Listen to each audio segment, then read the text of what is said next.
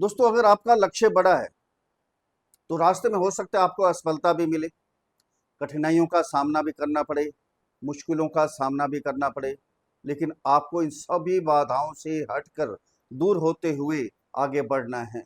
सभी बाधाओं को पार करके आगे बढ़ना है, तभी आपको सफलता प्राप्त होगी, आप अपने लक्ष्य तक पहुंचेंगे। नमस्कार दोस्तों, मैं आचार्य राकेश वशिष्ठ, एस्ट्रोलॉजर, न्यूमेरोलॉजर, वास्तु एक्सपर्ट। आप सभी का स्वागत है आपके अपने चैनल एस्ट्रो राकेश जी पर। आपने थंबनेल में देख लिया होगा, केतु के प्रहार से सावधान। सभी ने वीडियो बनाई राहु के लिए, बहुत अच्छी वीडियो बनाई, क्योंकि राहु बहुत कुछ देकर जाने वाले हैं। राहु के लिए वीडियो भी है, अगर देखना चाहते हैं, नहीं देखी तो एक बार जरूर देखिए राहु क्या क्या देकर जाने वाले हैं। अब केतु के बारे में किसी ने नहीं कहा। राहु तो बहुत अच्छे हैं, बहुत अच्छी स्थिति में आए हैं, अपनी मूल त्रिकोण राशि में आए हैं। और केतु कहाँ आए हैं? केतु सिंह राशि में सूर्य और चंद्रमा दोनों को राहु केतु ग्रहण लगाते हैं, ध्यान देना। अब सिंह राशि में केतु आए हैं। केतु क्या है? एक तो गहराई से सोचते हैं, है ना, एक सेपरेशन करवाते हैं। दूसरा, कभी सेटिस्फाइड नहीं होते हैं केतु। जिनके केतु अच्छे होते हैं, अध्यात्म की तरफ जाते हैं, ज्ञान प्राप्त करते हैं अध्यात्म की तरफ। इनको दुनिया से कोई लेना देना नहीं है, दुनिया के मौज मस्ती से कोई लेना देना नहीं है। लेकिन जिनके खराब होते हैं उनको लिए बहुत मुसीबत भी आती है। चोरी चकारी करते हैं, झूठ बोलते हैं, शारीरिक कष्ट होते हैं, फोड़े फुंसी, त्वचा, स्किन से रिलेटेड प्रॉब्लम जो होती है सभी केतु के कारण ही होती है। डिप्रेशन में चले जाते हैं, मानसिक परेशानी होती सबसे ज्यादा। तो अब यही केतु क्या करने वाले हैं जो कि सिंह राशि में आए हैं, इससे सावधान भी तो रहना होगा ना। ज्योतिष का मतलब ये तो नहीं है कि सारी अच्छी अच्छी चीजें, ये भी अच्छा होगा वो भी अच्छा होगा, लेकिन सावधान रहने के लिए बताना भी हमारा काम, एस्ट्रोलॉजर का ही काम है कि किस किस चीज से सावधान रहना है। अब केतु क्या करेंगे? सिंह राशि में गोचर कर रहे हैं, पूरे 1.5 साल गोचर करना है सिंह राशि में। अब क्या होगा मेष राशि वाले जातकों के लिए? कहाँ कहाँ सावधान रहना है, कहाँ बच के रहना है? जो प्रहार करेंगे केतु, उस केतु के प्रहार से क्या क्या आपको बचाव करना है, अंत में उचित उपाय भी आपको बताएंगे, उनको भी फॉलो कीजिएगा। बहुत महत्वपूर्ण वीडियो है, हट के वीडियो है बिल्कुल।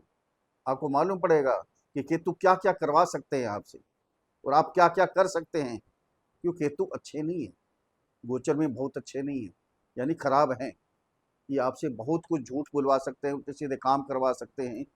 दोस्तों, ये जन्म कुंडली पर आधारित वीडियो नहीं है, ये राशि कुंडली, चंद्र कुंडली पर आधारित वीडियो है।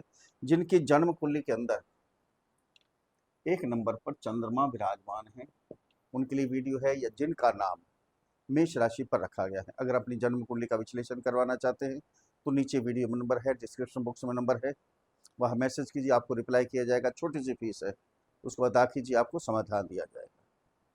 अब केतु कहाँ गोचर कर रहे हैं? ये मेष राशि आपके 1 नंबर की राशि। राहु गोचर कर रहे हैं आपके 11th हाउस में, तो केतु कहाँ होंगे? केतु आपके 5th हाउस में, सिंह राशि में। मेष राशि वालों के लिए ये क्या है? हमारा मन है।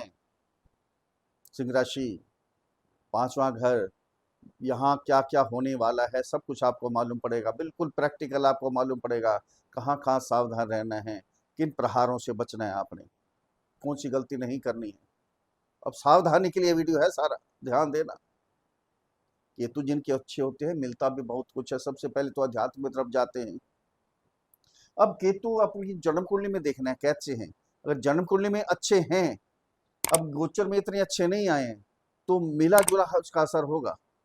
ज्यादा अच्छा भी नहीं होगा, ज्यादा खराब भी नहीं होगा, लेकिन खराब ढंग तो मारेंगे एक प्रकार से।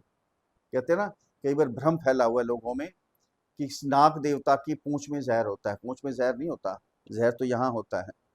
पूंछ अपने आप को बचाने के लिए पूंछ मारते हैं, लेकिन इससे एलर्जी हो सकती है, शारीरिक कष्ट तो होंगे।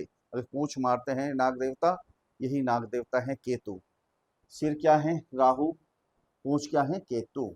ये डंक मारते हैं एक प्रकार का, पूंछ से एलर्जी कर देते हैं, शारीरिक कष्ट होते हैं, मानसिक प्रॉब्लम होती है। अब ये शिक्षा का स्थान है 5वां घर। सबसे पहले क्या होगा? भटकाव हो सकता है शिक्षा में आपका। आप किसी के बहकावे में आ सकते हैं या बहकावे में नहीं आना, ध्यान देना। अगर दूसरा कोई सब्जेक्ट चेंज कर रहा है, कोई कॉलेज चेंज कर रहा है, स्कूल चेंज कर रहा है, तो आपने उस भ्रम में नहीं आना है। अपने हिसाब से, अपने दिमाग से बात करनी है, अपने दिमाग से सोचना है, अपने मन से सोचना है कि हमें क्या करना चाहिए, चेंज करने चाहिए या नहीं करने चाहिए। यहाँ भटकाव करवाएंगे, पक्की बात है। अब ये लव रिलेशन का स्थान भी है, लव रिलेशन वालों भी आपस में सेपरेशन भी हो सकती है, दूरी हो सकती है। यहाँ ना तो किसी के बहकाव में आना है, ना खुद ऐसी कोई बातें करनी है, दूसरों पे सेटिस्फाइड होना सीखें, दूसरों की बातों से, अपनी खुद अपनी बातों से भी, अपने आप से भी सेटिस्फाइड होना सीखें। ये बहुत ज़रूरी है आपके लिए, बहुत ज़रूरी है। नहीं तो क्या होगा, यहाँ केतु हैं फिफ्थ हाउस में, सिंह राशि में, एक प्रकार का सूर्य को ग्रहण लगाते हैं ये, सिंह राशि सूर्य की है ना। तो आपका जो मनमुटाव होगा, दूरी होगी, एकदम समझ लीजिए नंबर तक ब्लॉक हो जाएंगे, कभी दोबारा मुलाकात नहीं होगी आपकी। ये ध्यान रखना है हमें, कट, ये ध्यान रखना है आपने, बहुत जरूरी है आपके लिए। फिर फैमिली, बच्चे, बच्चों से भी दूरी हो सकती है, या बच्चों की आपसे दूरी हो सकती है, कोई आपस में मनमुटाव हो जाए। किसी के बहकावे में बिल्कुल नहीं आना। ये मन है यहाँ, मन यहाँ से चलता है। अपना मन एकाग्रचित होकर कोई भी काम करना है, बिल्कुल सोच समझ के। किसी की सलाह ले सकते हैं तो सलाह लीजिए, पहले बता रहा हूँ 1.5 साल यही गोचर करेंगे। अगर किसी की सलाह लेनी है तो सलाह लेके काम कीजिए। अगर शिक्षा में कोई चेंजिंग करनी है, लव रिलेशन में कोई प्रॉब्लम आ रही है, या संतान से आपका कोई मनमुटाव हो गया, थोड़ी दूरी हो गई है, तो सलाह लीजिए, आराम से बैठिए, सोच समझ के, किसी के बहकावे में नहीं आना है, ये ध्यान रखना है। झूठ भी बहुत बुलवाते हैं ये, चोरी चकारी सब कुछ, कितने काम ऐसे हैं जो केतु करते हैं।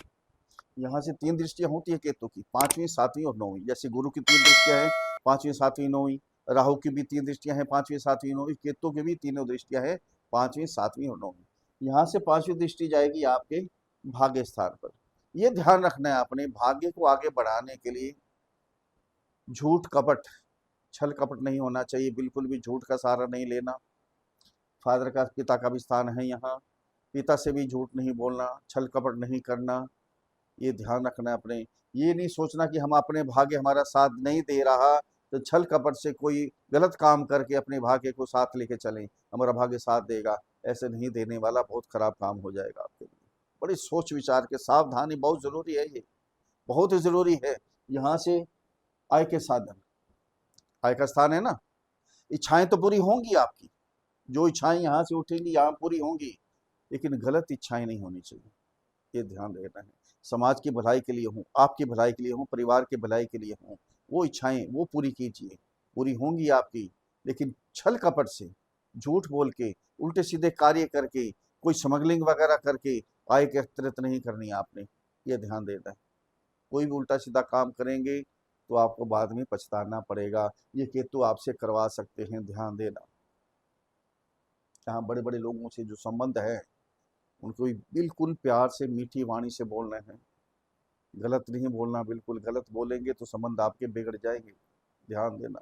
बड़े भाई बहनों का, उनका भी आशीर्वाद लीजिए। तो यहाँ से दृष्टि जाएगी आपकी राशि के ऊपर, चंद्रमा के ऊपर केतु की दृष्टि इतनी अच्छी नहीं होती।